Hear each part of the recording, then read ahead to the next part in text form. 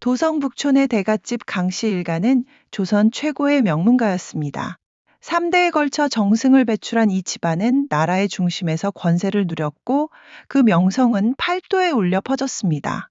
하지만 화려한 안채와 사랑채 뒤편, 작은 행랑채에는 그 누구도 주목하지 않는 한 청년이 살고 있었습니다. 바로 강씨 일가의 서자 강지훈이었습니다. 지훈의 어머니는 천한 몸종 출신이었습니다. 어느 봄날 밤 집안 어른의 술기운에 맺어진 인연은 10달 뒤 한 생명을 세상에 내놓았지만 그 생명에게 주어진 것은 따뜻한 품이 아닌 차가운 멸시였습니다.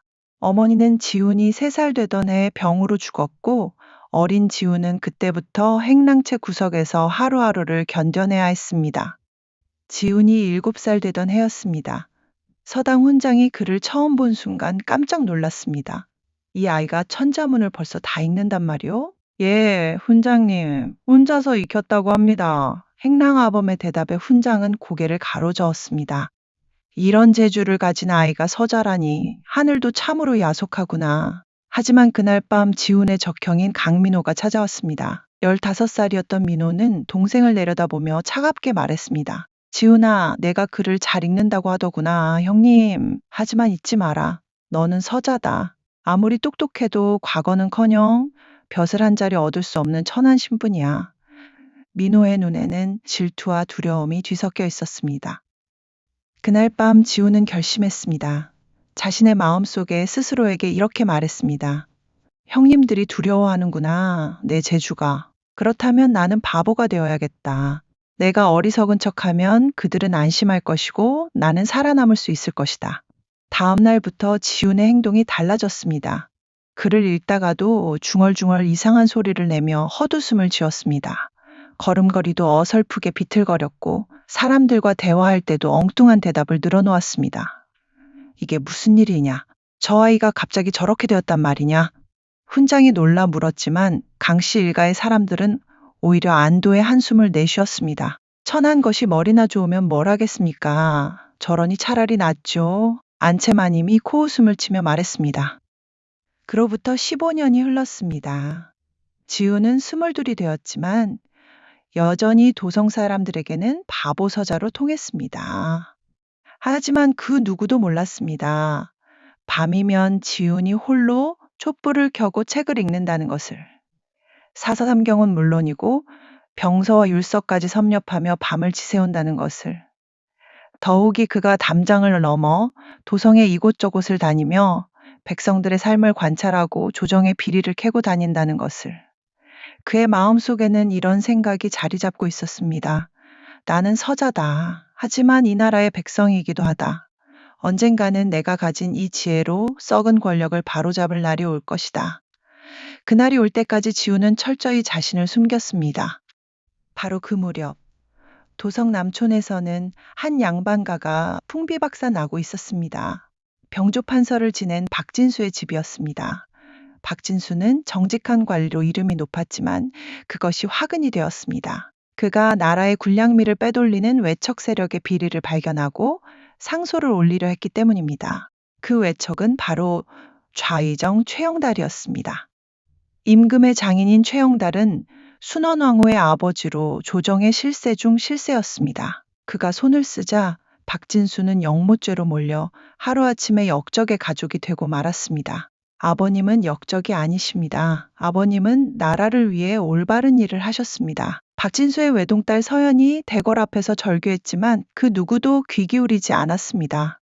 서연은 21살의 꽃다운 나이였습니다. 얼굴은 보름달처럼 맑고 곱다 못해 절세 미인이라는 소문이 자자했습니다. 더욱이 규방에서 자란 아가씨치고는 드물게 책을 가까이 했고 글재주 또한 뛰어나 많은 양반 자제들이 혼담을 청했던 명문가의 규수였습니다. 하지만 역적의 딸이 된 순간 모든 것이 달라졌습니다. 혼처를 찾던 집안들은 하루아침에 등을 돌렸고 친척들마저 연을 끊었습니다.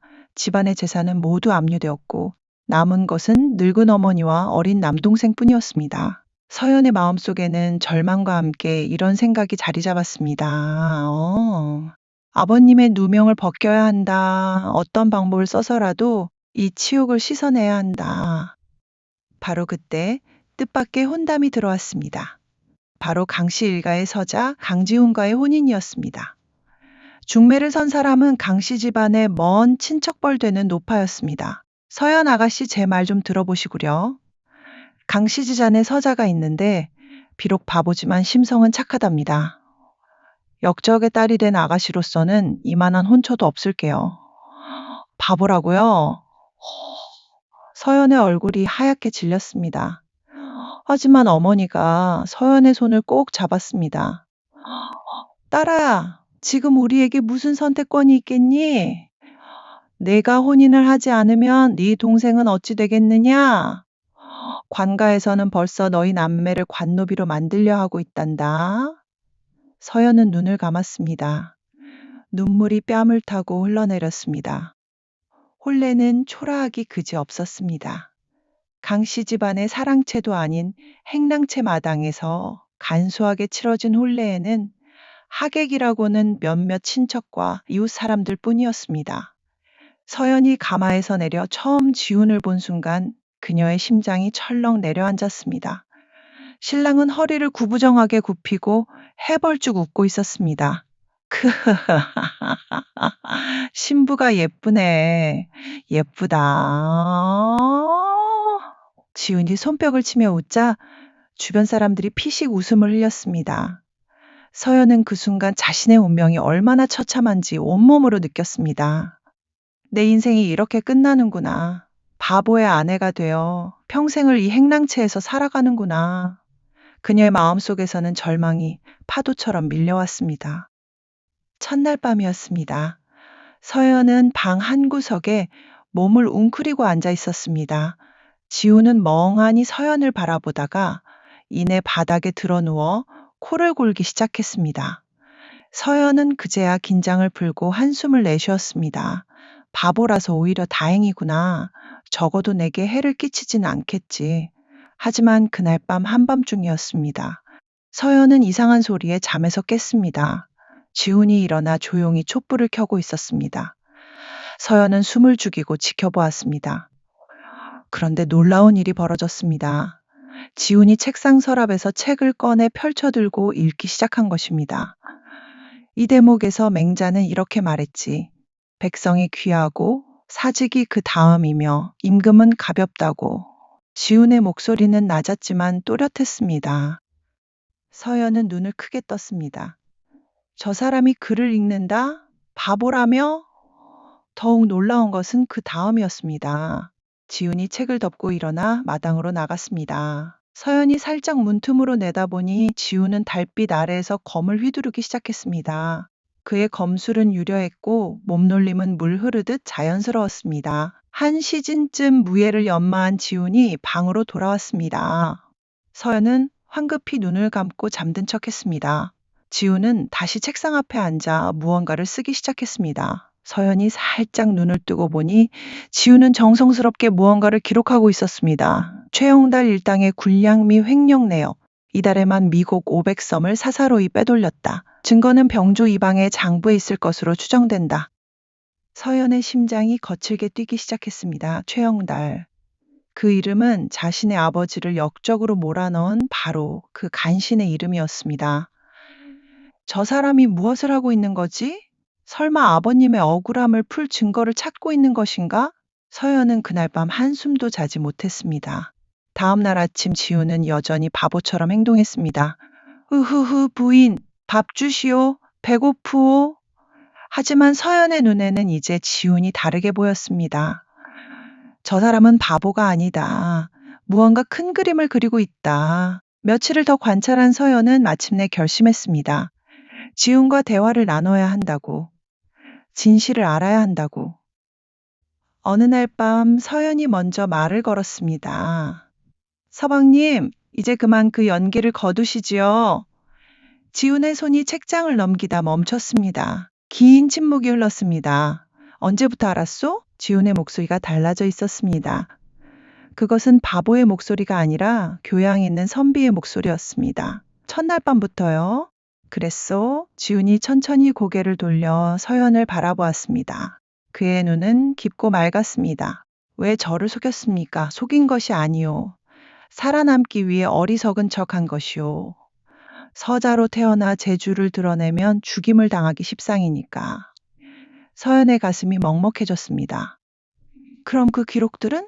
최영달 일당의 비리를 모으고 있어? 언젠가 그들의 죄를 밝혀낼 증거들이요. 서연의 눈에 눈물이 고였습니다. 제 아버지도 그들 때문에 역적이 되었습니다. 알고 있소. 박진수 대감은 역적이 아니요. 오히려 진짜 역적은 최영달과 그 무리들이지. 나라의 군량을 빼돌리고 백성을 굶주리게 하는 자들 말이오. 그럼 서방님께서는? 나는 언젠가 과거에 응시할 것이오. 지금은 때가 아니지만 반드시 기회가 올 것이오. 서연은 지훈의 손을 꼭 잡았습니다. 저도 도와드리겠습니다.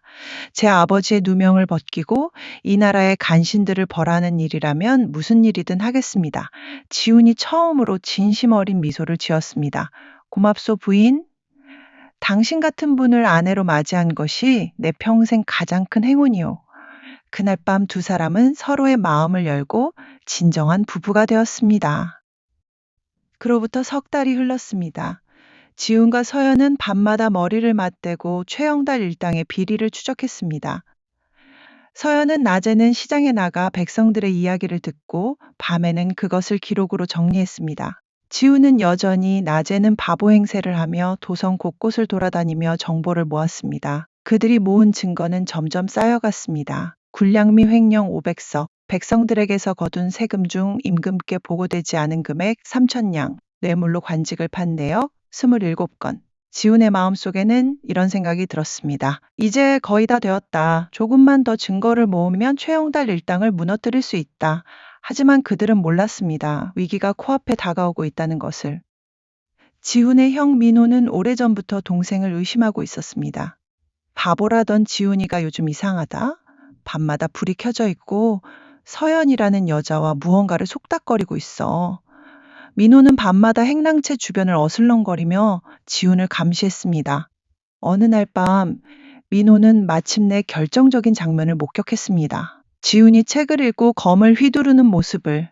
민호의 얼굴이 새파랗게 질렸습니다. 저놈이 나를 속였구나. 15년 동안 바보 행세를 하며 나를 기만했어. 민호는 곧바로 최영달을 찾아갔습니다. 민호는 최영달의 조카와 막역한 사이였고 그 인연으로 최영달과도 가깝게 지내고 있었습니다. 민호의 마음속에는 이런 생각이 스쳤습니다. 저 서자놈을 없애고 나는 최대감의 힘을 빌려 더 높이 올라가야 한다. 최영달의 저택에서 민호가 무릎을 꿇었습니다. 대감마님 큰일입니다. 제 서자 동생놈이 대감마님의 비리를 조사하고 있습니다. 최영달의 얼굴이 일그러졌습니다. 뭐라? 증거 자료를 모아 상소를 올릴 준비를 하고 있다고 합니다. 최영달은 잠시 생각하더니 냉소를 지었습니다. 그 증거 자료를 가져오면 어떻게 하겠느냐. 제게 주신다면 제가 없애버리겠습니다. 좋다. 그 증거만 없애면 그 서자놈이야 아무것도 아니지. 민호 자네가 이 일을 잘 해결하면 내가 자네를 병조 참판 자리에 앉혀주겠네. 민호의 눈이 욕심으로 번뜩였습니다. 그날 밤 민호는 행랑채로 몰래 들어갔습니다. 지훈과 서연이 깊이 잠든 사이 민호는 책상 서랍을 뒤져 모든 증거 자료를 훔쳐갔습니다. 다음 날 아침 지훈이 눈을 뜬 순간 그의 얼굴이 하얗게 질렸습니다. 없어졌다. 모든 증거가. 무슨 일이십니까? 서연이 달려왔습니다. 누군가가 우리 방에 들어와 모든 기록을 가져갔소. 지훈은 곧바로 알아차렸습니다. 민호 형님이다. 형님밖에 없다. 그의 마음속에서는 분노와 절망이 교차했습니다. 15년을 준비했는데 하루아침에 물거품이 되다니. 하지만 더 큰 위기가 닥쳤습니다. 바로 그날 저녁 관군이 행랑채를 에워쌌습니다. 강지훈과 박서연을 잡아들이라. 무슨 죄목입니까? 영모를 꾀한 죄다. 민호가 지훈의 기록을 최영달에게 넘기자 최영달은 그것을 영모의 증거라고 왕에게 보고한 것입니다. 지훈과 서연은 포박당해 의금부로 끌려갔습니다. 의금부에서 최영달이 직접 신문을 주재했습니다.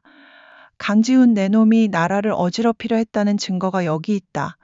그것은 증거가 아니라 대감의 비리를 고발하려던 자료입니다.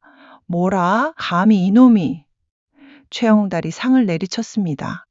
내놈 같은 서자 주제에 조정 대신을 헐뜯다니. 역적의 사위답게 역적 짓거리를 하는구나. 서연이 소리쳤습니다. 제 아버님은 역적이 아닙니다. 진짜 역적은 당신입니다, 최영달. 최영달의 얼굴이 일그러졌습니다. 전현까지 곤장 50대를 쳐라. 서연이 곤장을 맞으려는 순간 지훈이 소리쳤습니다. 그만하시오. 모든 것은 제가 한 일이오. 부인은 아무것도 모르오. 최영달이 비웃었습니다. 그래, 그렇게 부인이 귀한가? 좋다. 너희 둘 다 귀향을 보내주지. 한양에서 가장 먼 곳으로 말이야. 거기서 평생 썩어 죽거라. 지훈과 서연은 다음날 새벽 도성에서 쫓겨났습니다. 그들에게 주어진 것은 낡은 옷 한 벌과 며칠치 양식뿐이었습니다. 도성 밖 황량한 길 위에 선 두 사람은 서로를 바라보았습니다. 서연의 눈에 눈물이 고였습니다. 서방님, 저 때문에 이 지경이 되셨습니다. 아니요. 우리는 옳은 일을 했소. 비록 지금은 쫓겨났지만 반드시 다시 돌아올 것이오. 지훈의 눈에는 굴하지 않는 의지가 타오르고 있었습니다. 그의 마음속에는 이런 생각이 자리 잡았습니다. 이것으로 끝이 아니다. 나는 반드시 증명할 것이다. 서자라도 이 나라를 바로 세울 수 있다는 것을. 두 사람은 북쪽으로 걸어갔습니다. 한 달을 걸어 함경도 변방의 작은 마을에 도착했습니다. 그곳에서 그들은 초라한 옷막을 얻어 살기 시작했습니다. 낮에는 서연이 바느질로 푼돈을 벌었고 지우는 나무를 패고 밭을 읽었습니다.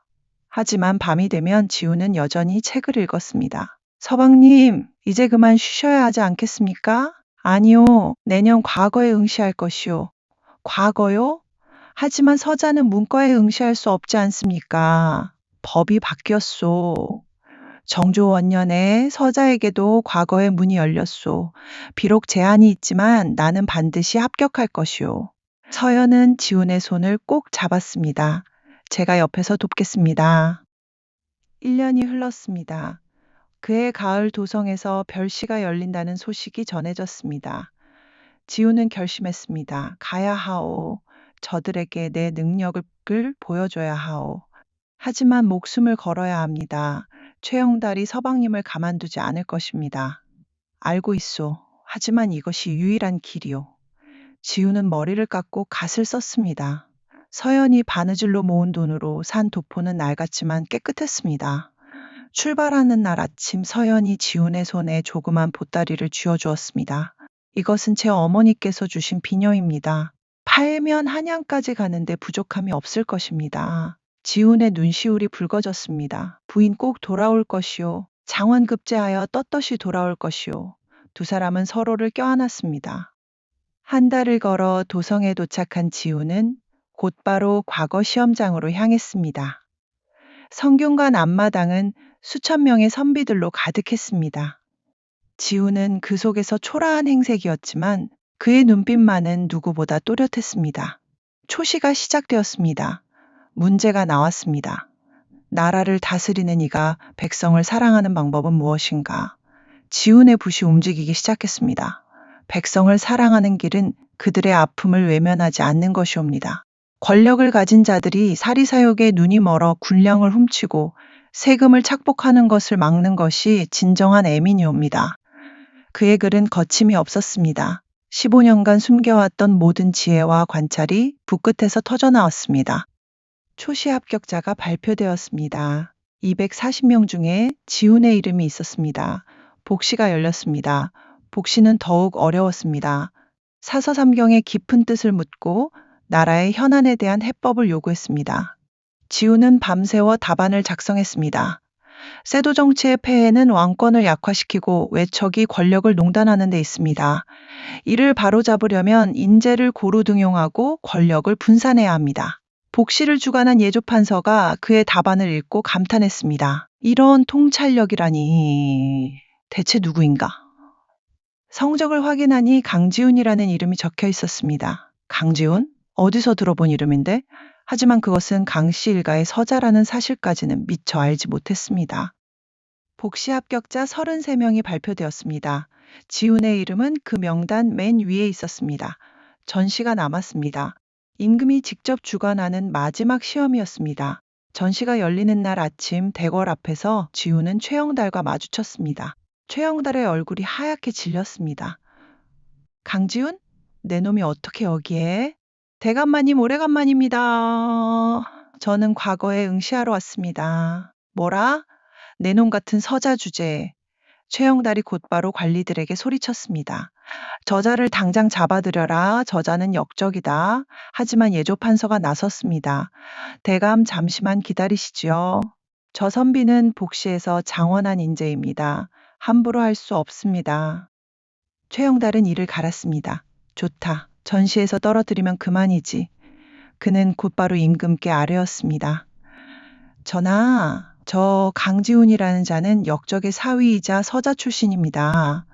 과거에 응시할 자격이 없사옵니다. 하지만 임금은 고개를 저었습니다. 짐이 들으니 서자에게도 과거의 문을 열었다 하지 않았느냐. 그리고 역적의 사위라 해도 본인이 죄를 지은 것은 아니지 않은가 하오나 전하 됐다. 짐이 직접 그의 실력을 보겠노라. 전시가 시작되었습니다. 임금이 직접 문제를 냈습니다. 외척의 폐해를 어찌 막을 것인가. 그 순간 대전이 조용해졌습니다. 모두가 최영달을 쳐다보았습니다. 지우는 붓을 들었습니다. 그의 손은 떨리지 않았습니다. 외척의 폐해는 그들이 왕실과의 혼인을 방패 삼아 권력을 사유화하는 데 있습니다. 이를 막으려면 첫째 인사권을 투명하게 하고 둘째 대간의 감찰 기능을 강화하며 셋째 과거를 통해 진정한 인재를 등용해야 합니다. 지훈의 글은 계속 이어졌습니다. 신이 직접 목격한 바로는 현 좌의정 최영달이 군량미 500석을 빼돌리고 관직을 뇌물로 매매한 증거가 있습니다. 비록 그 증거는 지금 제 손에 없으나 병조의 장부를 조사하면 분명히 드러날 것입니다. 대전이 술렁거렸습니다. 최영달의 얼굴이 새파랗게 질렸습니다. 전하, 저것은 모함입니다. 저 역적의 무리를 당장 잡아들이소서. 하지만 임금은 지훈의 답안을 끝까지 읽었습니다. 그의 얼굴에 놀라움이 번졌습니다. 이런 통찰력이라니. 예조판서는 즉시 병조의 장부를 가져오라. 전하, 짐이 직접 확인하겠노라. 임금의 명으로 병조의 장부가 조사되었습니다. 그리고 그날 저녁 놀라운 사실이 드러났습니다. 지훈이 고발한 내용이 모두 사실이었던 것입니다. 군량미 횡령 500석, 뇌물로 관직을 판 내역 27건, 모든 것이 장부에 기록되어 있었습니다. 임금의 얼굴이 일그러졌습니다. 최영달 이놈, 짐의 장인이라는 지위를 믿고 이런 짓을 해왔단 말이냐? 전하 아니옵니다. 이것은 누명입니다. 하지만 증거는 명백했습니다. 그날 밤 서연이 궁궐로 찾아왔습니다. 중전마마께 상소를 올리러 온 것입니다. 중전마마첩의 아버지 박진수는 역적이 아니옵니다.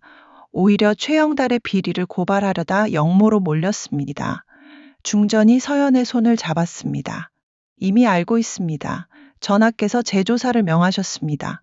재조사 결과 박진수는 무죄로 밝혀졌습니다. 오히려 그를 역적으로 몰았던 증거들이 모두 조작된 것임이 드러났습니다. 최영달과 그의 일당들은 모두 잡혀갔습니다. 강민호 역시 증거 자료를 훔치고 동생을 모함한 죄로 귀양을 갔습니다. 전시 결과가 발표되었습니다. 대전에서 임금이 직접 발표했습니다. 이번 과거의 장원은 강지훈이다. 대전이 떠나가라 환호성으로 가득 찼습니다. 지훈은 임금 앞에 무릎을 꿇었습니다. 눈물이 뺨을 타고 흘러내렸습니다. 전하 이천한 서자에게 이런 영광을 주시니 감업하옵니다. 서자라 천한 것이 아니다. 충성스러운 마음과 바른 뜻을 가진 자가 진정한 양반이니라. 짐이 그대를 병조 정랑에 제수하겠노라. 장원급제한 지훈은 곧바로 종육품 벼슬을 받았습니다. 보통 9품부터 시작하는 것에 비하면 파격적인 대우였습니다. 하지만 임금은 거기서 멈추지 않았습니다. 또한 박진수 대감의 명예를 회복하고 그 가족에게 빼앗긴 재산을 모두 돌려주도록 하라. 서연은 대궐 마당에서 하늘을 우러러 외쳤습니다. 아버님 이제 누명을 벗으셨습니다.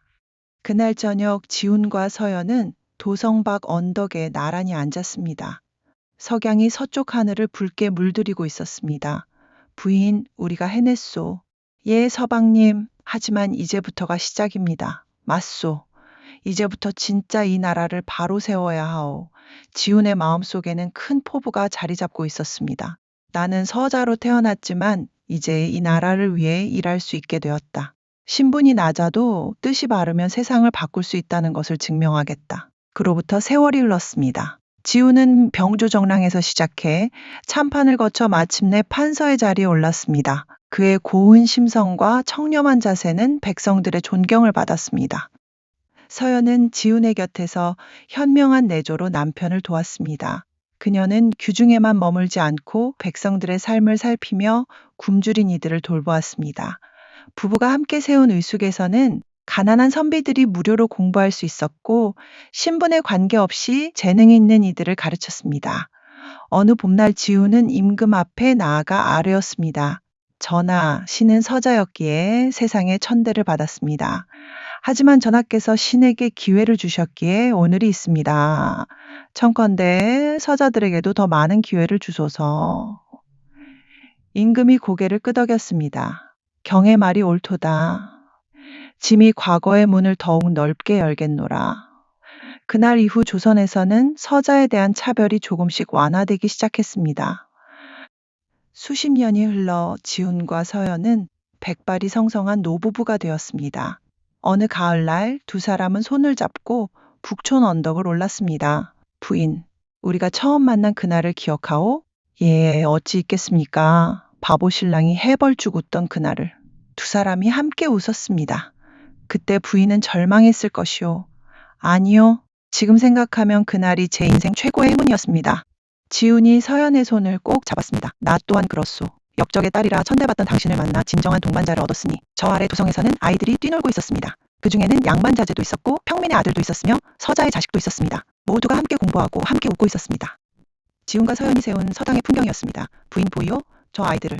예 봅니다. 신분이 아니라 재능으로 인정받는 세상. 우리가 꿈꾸던 그 세상이 조금씩 다가오고 있소. 서연이 남편의 어깨에 머리를 기댔습니다. 서방님 덕분입니다. 아니요, 우리 함께 만든 세상이요. 그날 저녁 두 사람은 집으로 돌아와 마주 앉았습니다. 지훈이 붓을 들고 무언가를 쓰기 시작했습니다. 무엇을 쓰시는 겁니까? 우리의 이야기요. 후세에 전하고 싶소. 신분이 낮아도 뜻이 바르면 세상을 바꿀 수 있다는 것을. 어리석은 척하며 살아남아야 했던 서자가 나라를 바로 세웠다는 것을. 역적의 딸로 멸시받던 여인이 현명한 어진이로 존경받게 되었다는 것을. 서연이 미소 지었습니다. 그럼 제목은 무엇으로 하시렵니까? 지훈이 잠시 생각하다 붓을 들었습니다. 바보와 역적의 딸이 이룬 기적. 두 사람이 함께 웃었습니다. 그날 밤 촛불 아래에서 지훈의 붓이 움직였습니다. 그가 쓴 글은 후세에 전해져 많은 이들에게 희망을 주었습니다. 신분이 운명을 가두는 것이 아니라 지혜와 용기가 스스로의 운명을 만든다는 것을, 어둠 속에서도 빛을 잃지 않으면 반드시 새벽이 온다는 것을. 지훈과 서연의 이야기는 그렇게 역사 속의 아름다운 미담으로 기록되었습니다. 바보 행세로 목숨을 지키고 과거 장원으로 세상을 바꾼 서자, 역적의 딸에서 나라의 어진이가 된 여인, 두 사람이 함께 만들어낸 기적은 조선 역사상 가장 감동적인 이야기 중 하나로 길이 전해지고 있습니다. 여러분, 오늘 이야기가 재미있으셨다면 구독과 좋아요 부탁드립니다. 다음에도 더 흥미진진한 조선시대 이야기로 찾아뵙겠습니다.